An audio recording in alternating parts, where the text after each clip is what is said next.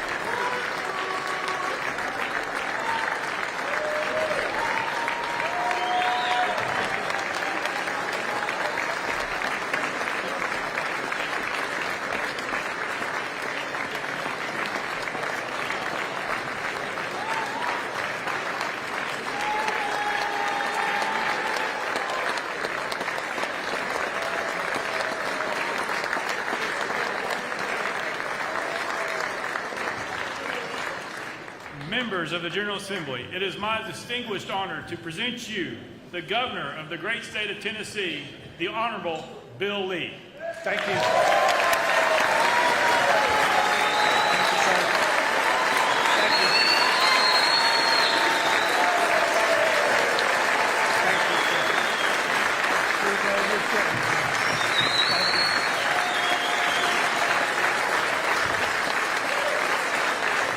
Thank you. Thank you.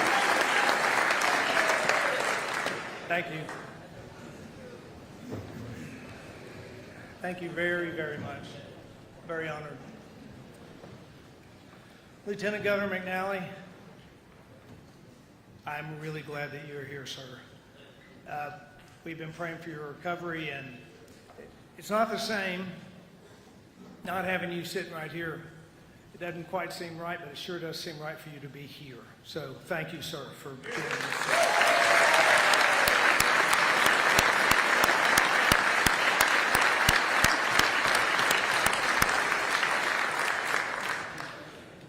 Speaker Sexton, Speaker Pro Tem Hale, Speaker Pro Tem Marsh, Deputy Speaker White, members of the 114th General Assembly, justices, constitutional officers, cabinet members, staff, friends, and my family.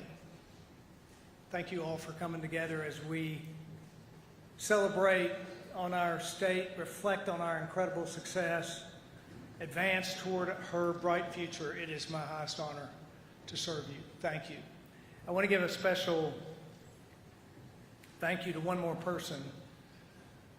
This time last year looked really different for Maria and for me.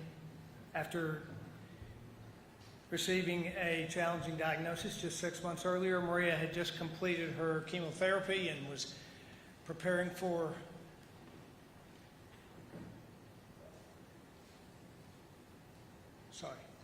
a bone marrow transplant. So last year, for the first time since I became governor, Maria was not here. She didn't attend the State of the State address in person. That night, we did not know how remarkable her healing journey was going to be. Maria and I want to thank you tonight, all across the state, for your love, for your encouragement, most of all for your prayers for healing. And I want to thank you, Maria, for all that you do for me, for all that you do for Tennessee, and for being you. Thank you.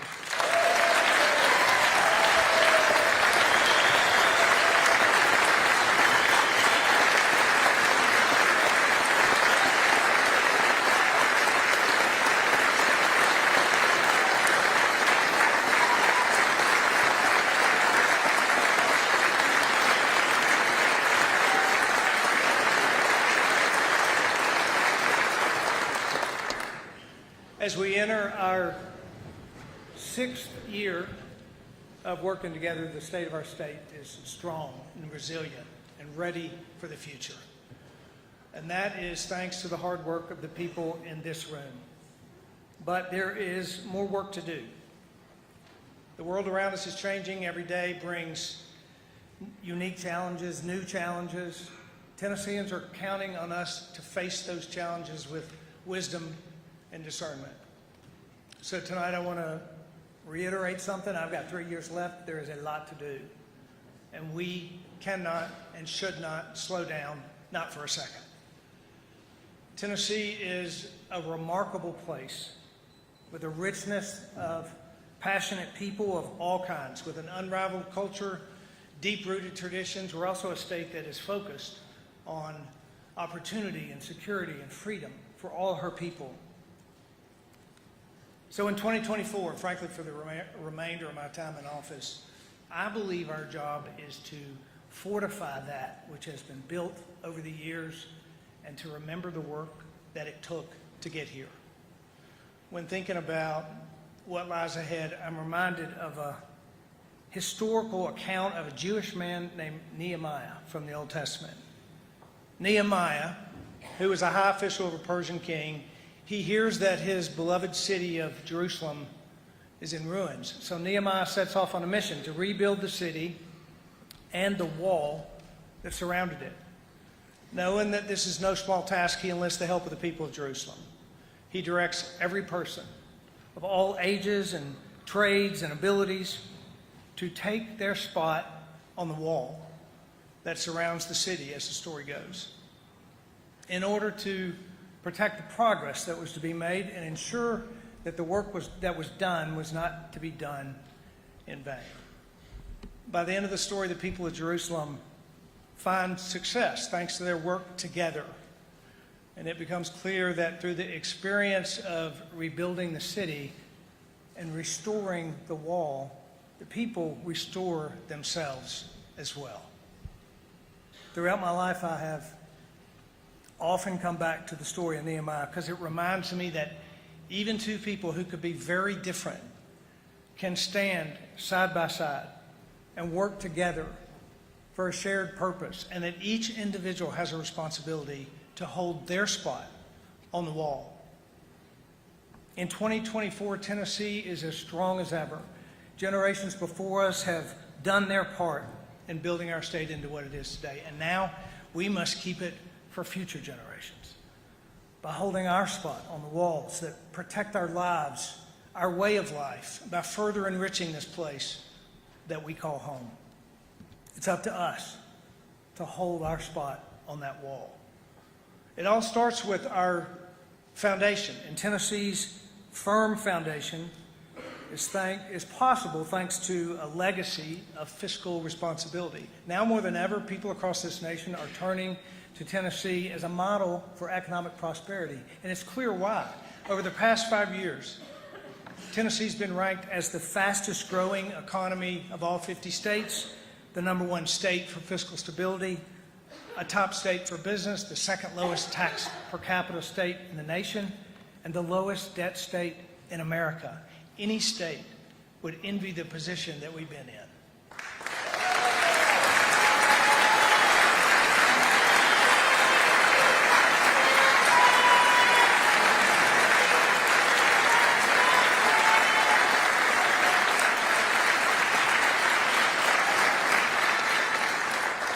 And the members of this Tennessee General Assembly, you who are here tonight, and your predecessors, you're the ones to thank because of your unwavering commitment to keeping our state in a strong financial position by balancing our budget, maintaining a healthy savings account, cutting taxes for Tennesseans year after year.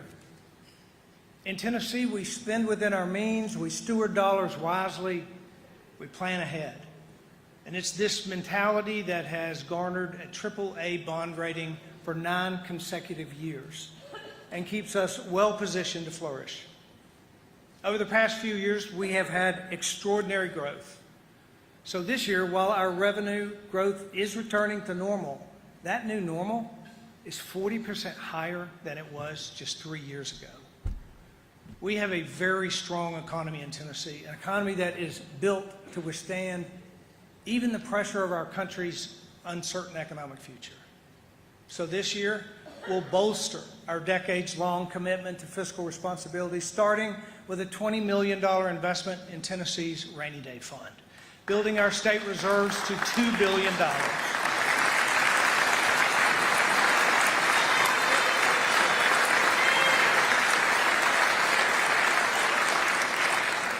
We'll also propose tax cuts again by simplifying our franchise tax and making Tennessee an even stronger choice for companies that choose to do business in our great state. There's been a lot of talk and conversation about this change to our franchise tax because it is incredibly important. We became aware of the need to change the law, which has been in place for almost 90 years. So we crafted a solution that resolves the issue now, so that we can move forward now. And this is the best strategy to ensure that we do right by Tennessee taxpayers. Because we have budgeted wisely through years of extraordinary revenue growth, Tennessee is now equipped to resolve this tax issue and make Tennessee an even better place to live and work and raise a family. This is an example of how we can turn a challenge into a better outcome for Tennesseans. Tennessee's fiscal management approach has set the standard for how states across the country should operate, and families and businesses nationwide have taken note. Everyone knows Tennessee continues to be one of the most moved-to states in the country. But did you know this? In the last 3 years, as people and companies have shifted to the Southeast, so has America's economy. For the first time in our nation's history, just 6 states in the Southeast, including Tennessee, are contributing more to America's GDP than the entire Northeast. And that includes New York, New Jersey, Massachusetts, Pennsylvania.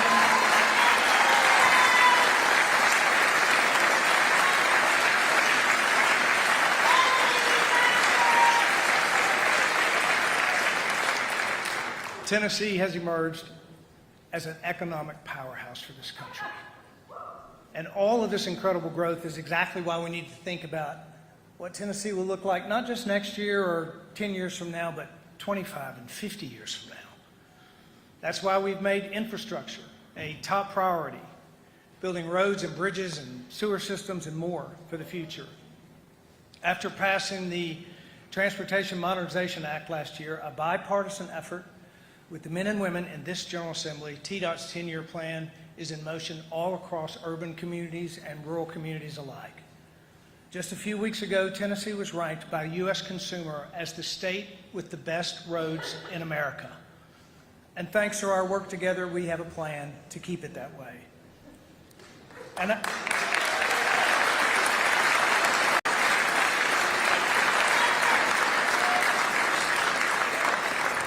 speaking of roads, I want to just take a minute to thank all of our TDOT workers who were everywhere just a few weeks ago.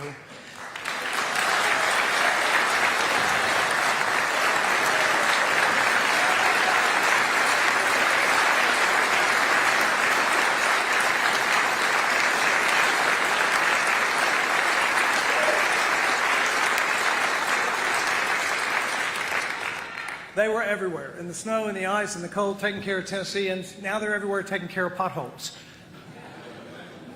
TDOT workers are public servants. We thank them. Companies have invested $35 billion in our state since 2019, creating more than 211,000 new jobs and counting for Tennesseans. That means real opportunity for families across our state, from Rogersville to Ripley. Today, Tennessee's unemployment rate is well below the national average. The state unemployment rate saw an all-time low over the summer. And our rural counties are no exception. Since day one, I believe that Tennessee's success can be measured in part by the strength of our rural communities. We've prioritized economic investment across rural counties and developed a workforce strategy that works for all Tennesseans, and it's paying off. 5 years ago, we had 15 distressed counties. Today, we have just 8.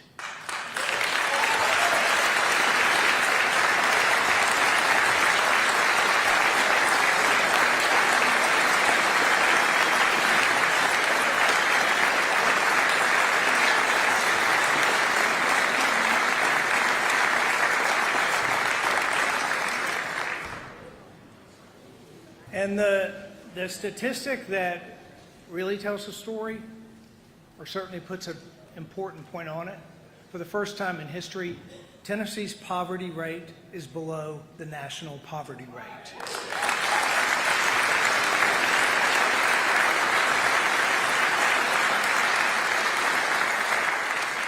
When we talk about Tennessee's record economic growth, many people might think that its biggest beneficiary is Nashville or one of our large urban centers, but in 2023, Haywood County in rural West Tennessee had the largest amount of capital investment and the second number of new jobs announced of all 95 counties.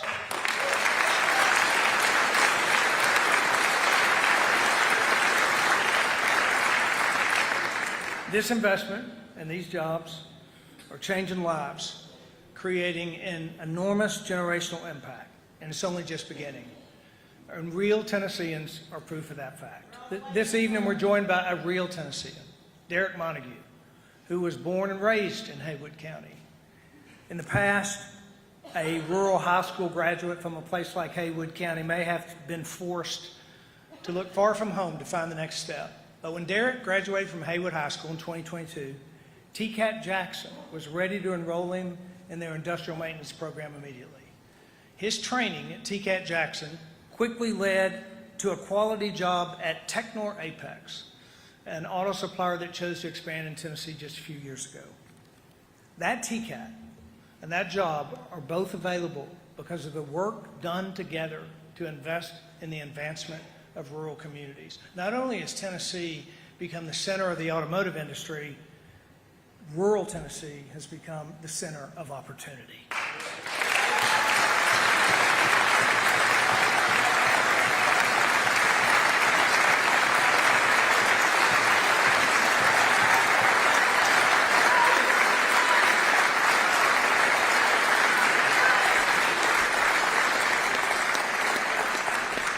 You've heard me say oftentimes what happens in rural Tennessee matters to all Tennesseans. This is what it's about. Please join me in welcoming Derek Montague and his mom from Brownsville.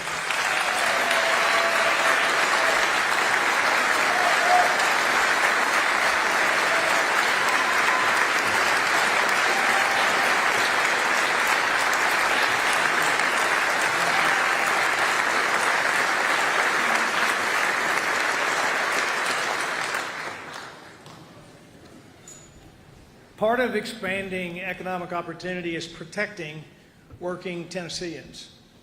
From the birthplace of country music in Bristol to Music Row in Nashville to Beale Street in Memphis, music has been woven into the fabric of our state since the very beginning.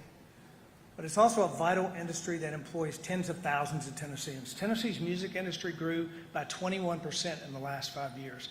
Today, we are the #1 state in the nation for music industry jobs. But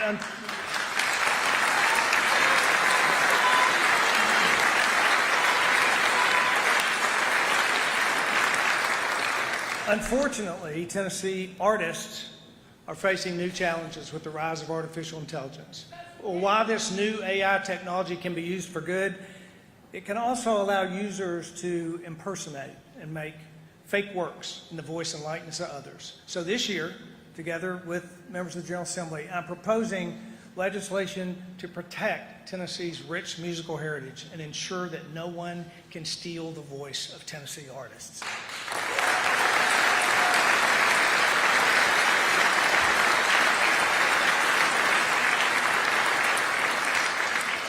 We're calling this bill the Elvis Act to honor our very own king of rock and roll, as well as his family who's still working to protect his legacy.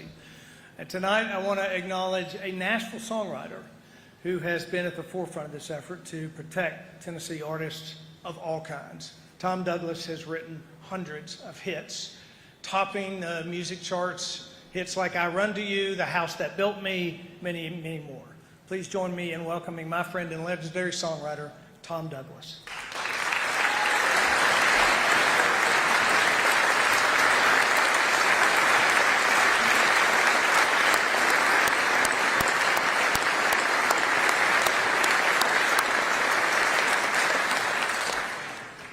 Tennessee has the opportunity to be the first in the state, to be the first state in the nation to enact this kind of legislation.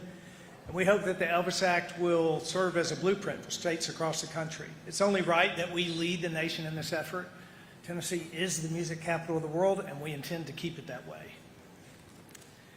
As we explore ways to continue building on our state's firm foundation, nothing is more important than expanding opportunities for our children. The ability for young Tennesseans to succeed is the key to Tennessee's long-term success. And without a doubt, education has the power to change the trajectory of a child's life forever.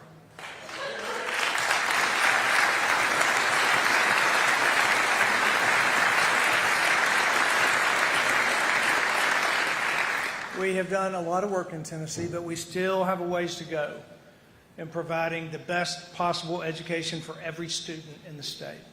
So 2024 is the year to make school choice a reality for every Tennessee family, every family.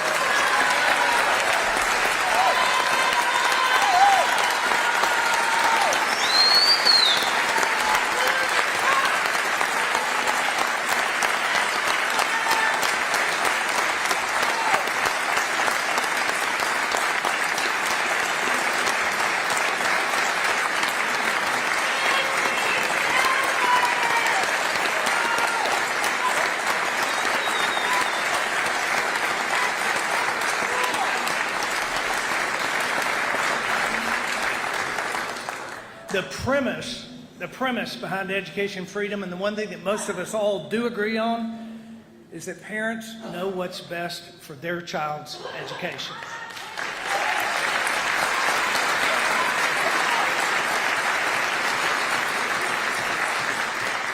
There are thousands of parents in this state who know that their student would thrive in a different setting, but the financial barrier is simply too high.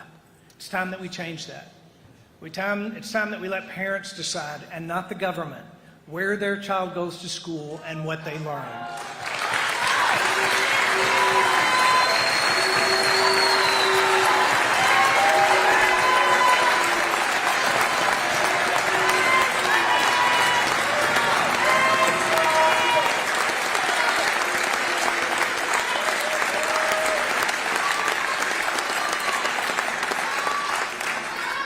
Now, some are concerned that more choice for families could mean fewer resources for public schools. That's simply not true. As a father who sent his child to public schools, a grandfather with grandkids having been in public schools, and a governor who's visited countless schools across the state, I feel very strongly public schools are invaluable. Over the past 5 years, working together, we have invested historic amounts in public education, and that will continue.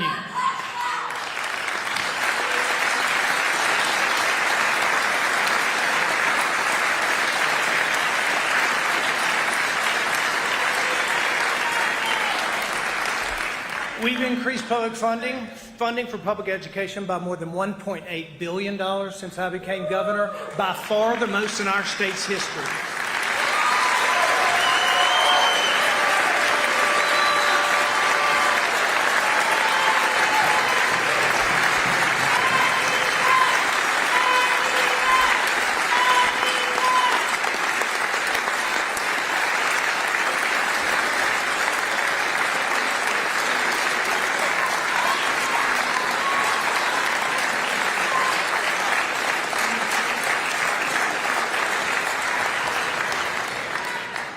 And with that increased investment, we've also modernized the way that we fund public schools for the first time in 30 years. Last year, we gave teachers the largest annual pay raise in state history.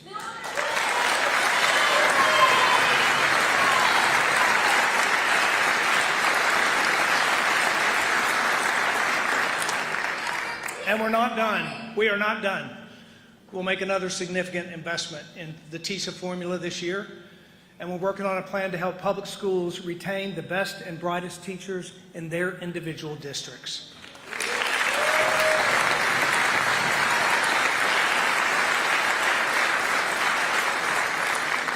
We have placed an unprecedented focus on public education. I intend to continue to do that every year. We can give parents choice and support public schools at the same time.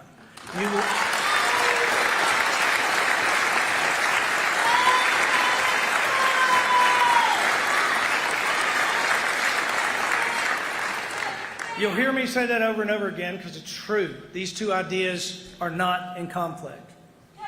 There are some who will say that parents don't belong in the decision-making process about their child's education.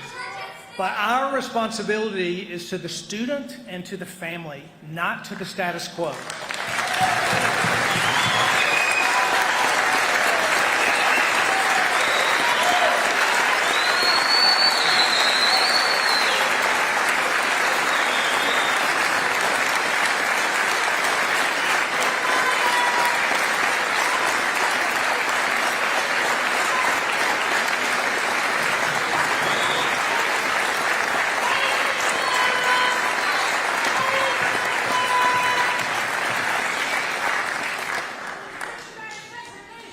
When you empower parents, students succeed. And we already have success stories all across our state. Tonight I want to welcome Ariel Munson and her two sons, Nigel and Stephen. I had the opportunity to meet this incredible family months ago, and I was struck by their story. Ariel knew both of her sons learned differently. Their current education just wasn't serving them well, and what worked for Nigel didn't work so well for Stephen. But as a single parent, options were limited. She knew that the path to paying for an independent school would be difficult, even while she worked 2 jobs. But as their biggest champion, Ariel knew that she had to do something to set them up for success.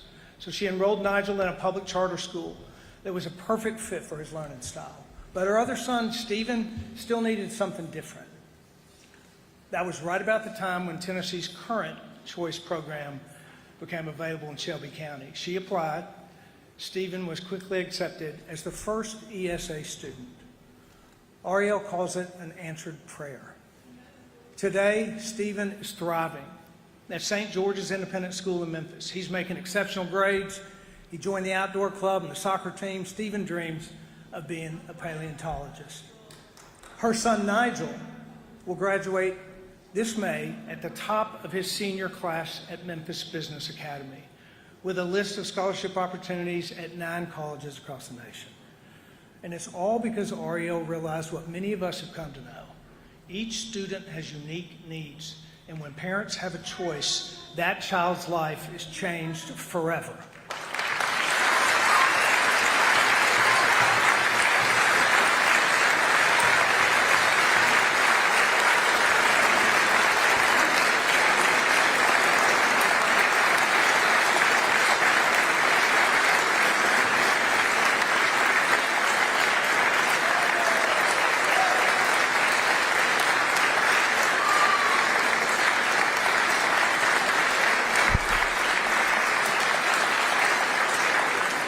Please join me in welcoming Ariel and her sons, Stephen and Nigel.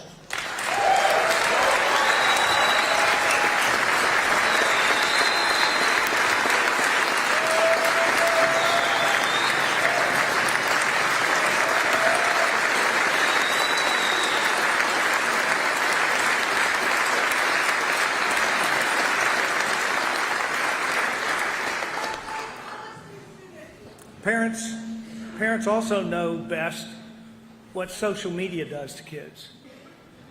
Depression and anxiety and loneliness all skyrocketing among children. Study after study tells us how damaging social media is for children. We must empower parents with the tools to help their kids online. So this year, I'm bringing a bill. It's a very good time to remind everyone that, as it has been, civility is a strength. It is not a weakness.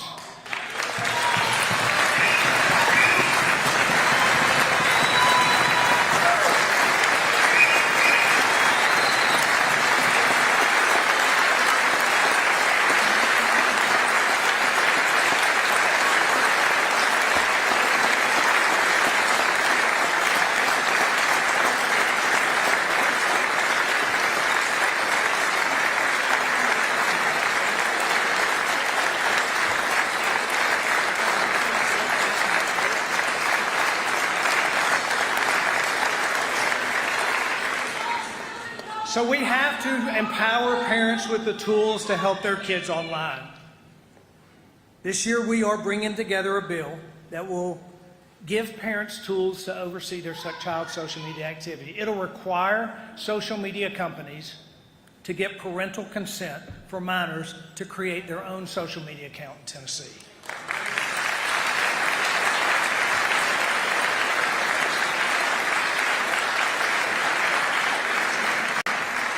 Moving from the youngest Tennesseans to the oldest, across our state, those 65 and older make up the fastest.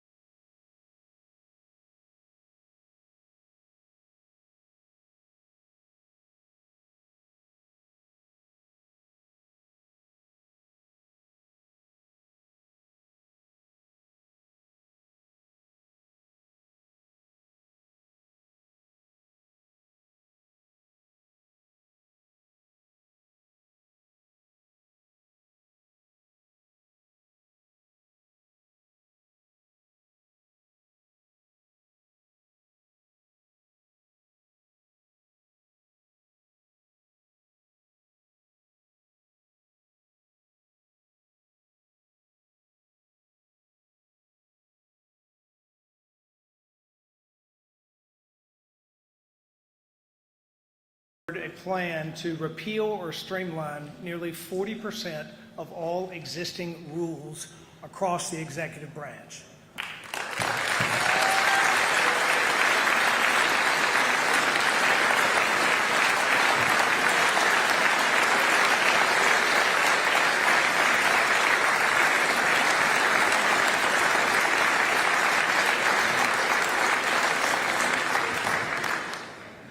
That amounts to 4,000 rules eliminated or streamlined. I'm proud that this will be one of the largest cuts of red tape, not just in Tennessee history, but for any state anywhere in the country. And cutting red tape creates a green light for job creators and job makers for Tennessee to grow its economy.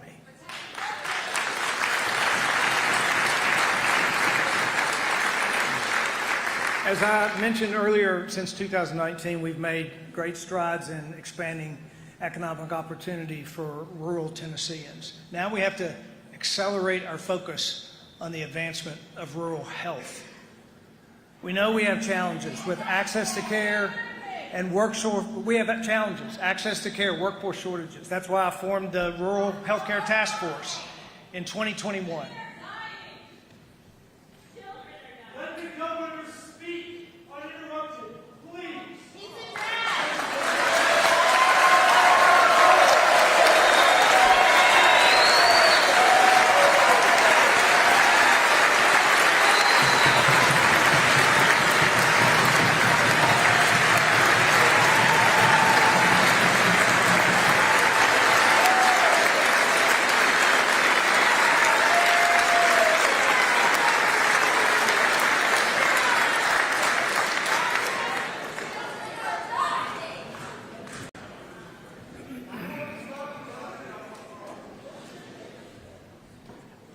We have great challenges in rural healthcare. That's why I formed the Rural Healthcare Task Force in 2021 to explore solutions to address the issues head on.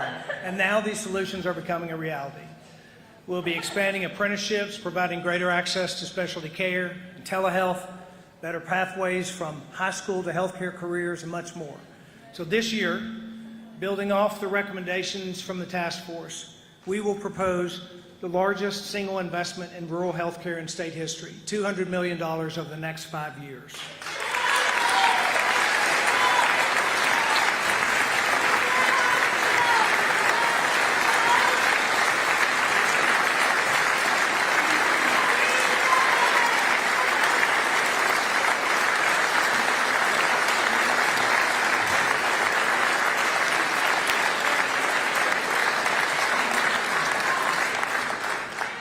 And this is important. This is important, and this is because this is possible because of the remarkable opportunity that we have thanks to the success of Tennessee's one-of-a-kind TennCare waiver, which continues to exceed expectations, allows us to heavily invest in some of the biggest healthcare challenges we have in our state.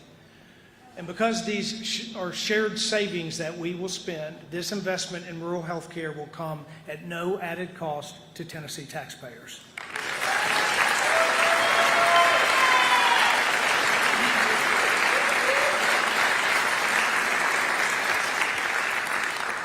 We don't take this opportunity for granted. It's only possible thanks to the strong partnership and leadership of the General Assembly. We'll continue to see success. We maintain this conservative, responsible principle that got us here. I want to thank all of you again for the work that you've done to make this TennCare waiver a reality for Tennessee.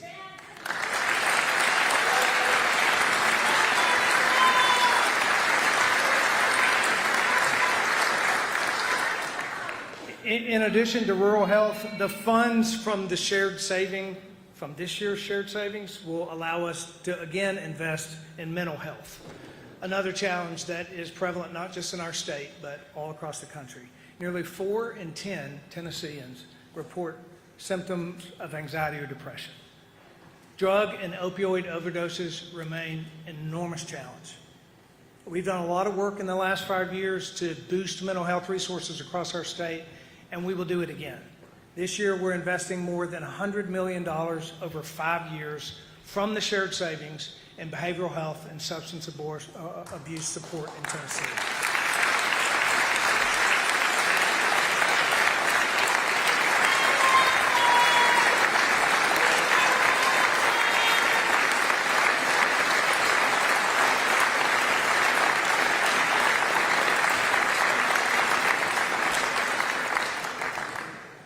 As I mentioned earlier, Tennessee is in demand. With that comes growth and new homes and new businesses, and with that comes reviews and inspections and permits.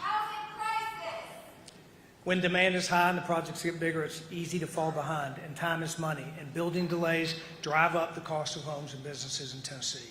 Every day added to the schedule of a house increases the price of that house, and that matters to hardworking families all across the state. That's why this year we're proposing statewide permitting reform to accelerate business times, lower costs, safely streamline construction in Tennessee.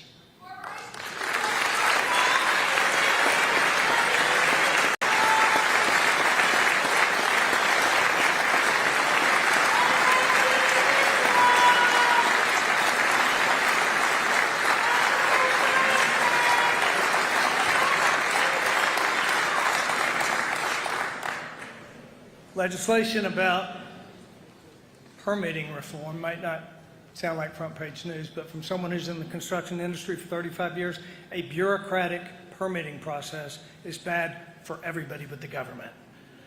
This proposal will make it easier and more cost-effective to build homes and businesses and child care facilities and everything. Tennessee is in demand. People are moving here. One of the reasons is they know that we are committed to making it a safe place to live. There will always be more work to be done when it comes to public safety. It is a huge challenge, and we all know that. But I want to thank all of you for partnering with us to prioritize major investments to keep Tennessee communities safe. We are creating innovative programs across our justice system, resulting in Tennessee's lowest recidivism rate in state history.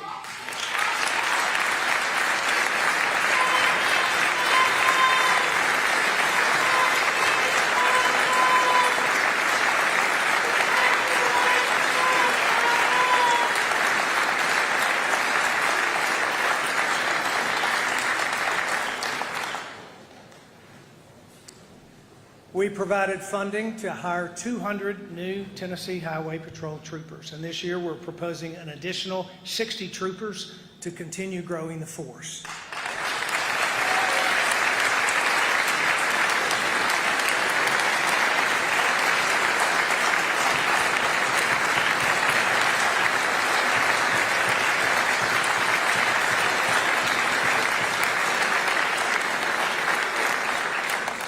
I'm incredibly proud of our work together to support local law enforcement agencies with the $150 million Violent Crime Intervention Grant Fund. These dollars are at work right now in the areas of the state that need it most, places like Shelby County, where I believe that state and local partnerships can and will make a real difference.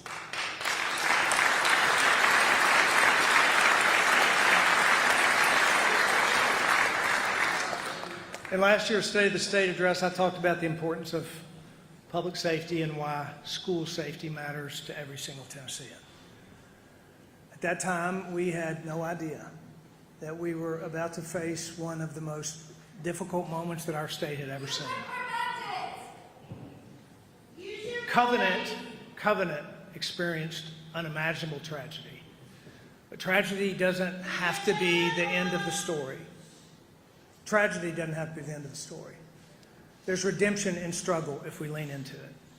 That's why over the last year, we've worked together and made significant progress building on our strong foundation of school safety, starting with a $140 million grant to place a trained armed school resource officer in every Tennessee public school.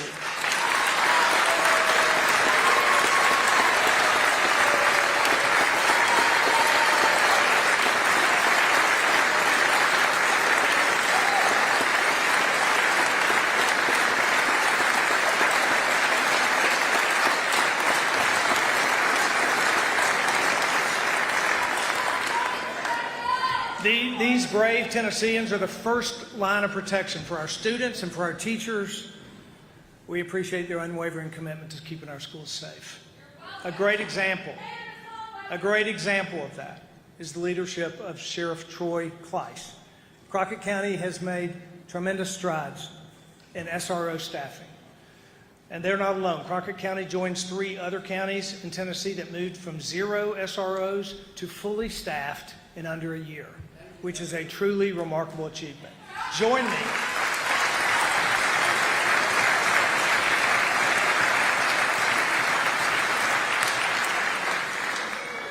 Please join me in welcoming Sheriff Troy Kleiss, Officer Matt Mosier, a newly hired SRO from Crockett County.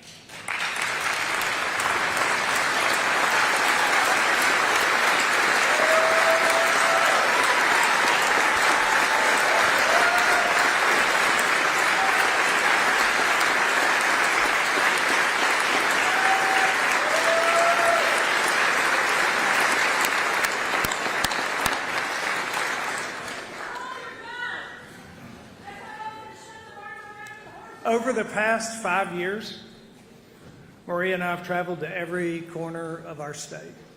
In all of Tennessee's natural beauty and rich resources, from the flats of the Wolf River to the peaks of Bays Mountain to the Ocoee River, this is a beautiful place. Last year, we created a new conservation strategy to preserve the state for generations to come. But there's more work to do. We've continually made investments in our state parks, the cornerstone of this conservation effort. This year's proposed budget will take it to the next level with 8 new state parks.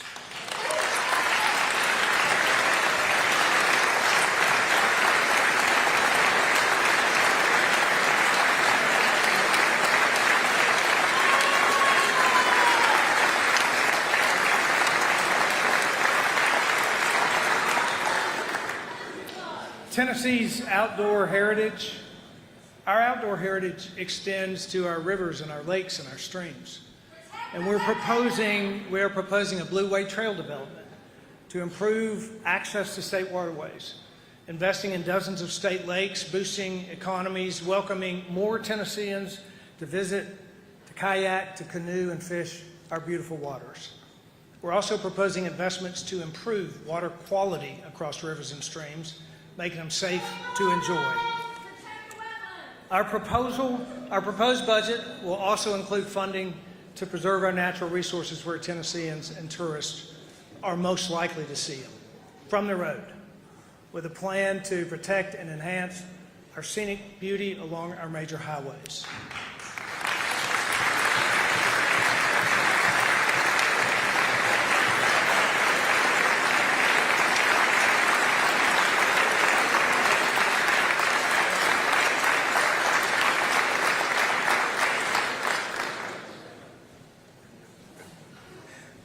Off the major highways are the drivers of Tennessee's economy, Tennessee farmers. Our agriculture, that's right.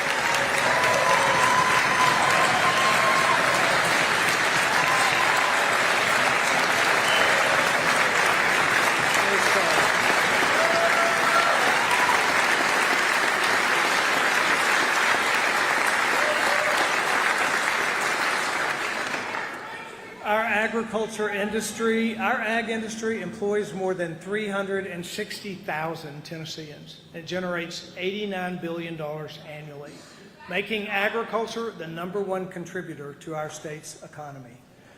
Yet today we are ranked the 3rd most threatened state for farmland loss in the country. So this year we're proposing a farmland conservation fund, a plan to partner with Tennessee farmers who voluntarily place their land in a conservation easement, just as 28 other states do today. This will give farm families the ability to preserve and protect their farmland for future generations, securing Tennessee's rich rural heritage as a pathway to opportunity.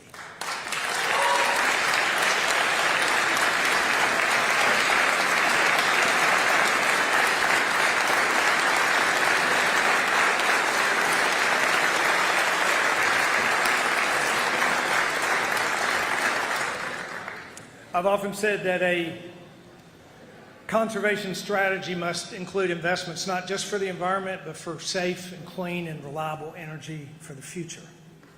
Over the past year, thanks to your partnership, we have made great strides. Along with the $50 million nuclear energy fund that was included in our budget last year, we have established the Tennessee Nuclear Energy Advisory Council that just produced its first report to help guide our strategy using the knowledge and experience of some of Tennessee's brightest minds. And while more work needs to be done, and it is being done, Tennessee is well positioned to protect the foundation laid decades ago at Oak Ridge to not only lead the Southeast, but lead this country in a new era of energy in America.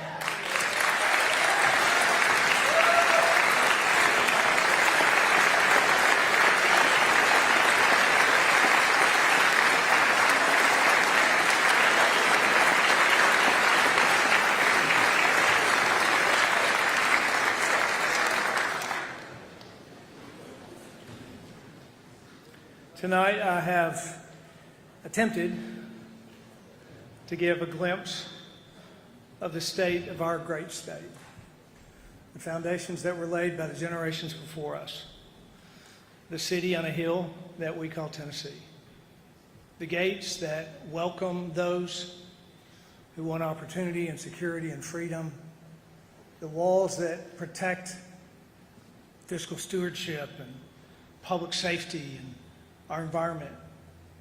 We recognize the great challenges that lay before us, whether it's rural health care or workforce protection or others. We have opportunity and obligation, and it'll take each one of us as we debate and agree and disagree about the path forward to accomplish that which we all believe in, serving our fellow Tennesseans, recognizing the dignity of each one of them, each person's God-given value, and working to make a better life and a future for them all. We each have our spot on the wall, an important spot. No one greater than the other, but each one greatly necessary.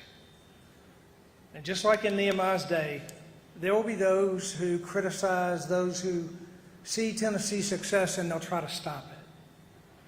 And they will do that by trying to divide us. We shouldn't let them do that.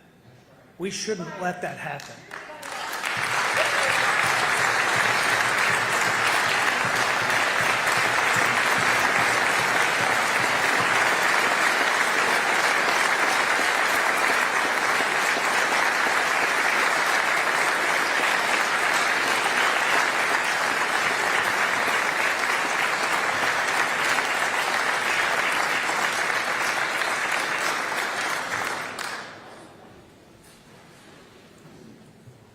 Let us stand together and remember our shared purpose.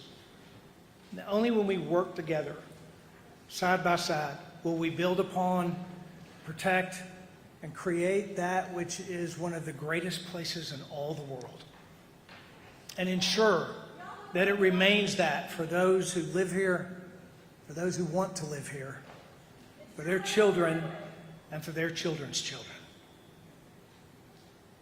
May the Lord pour his spirit and favor out on each one of you. And may the Lord continue to bless the people and the place that make up the great state of Tennessee. Thank you very much.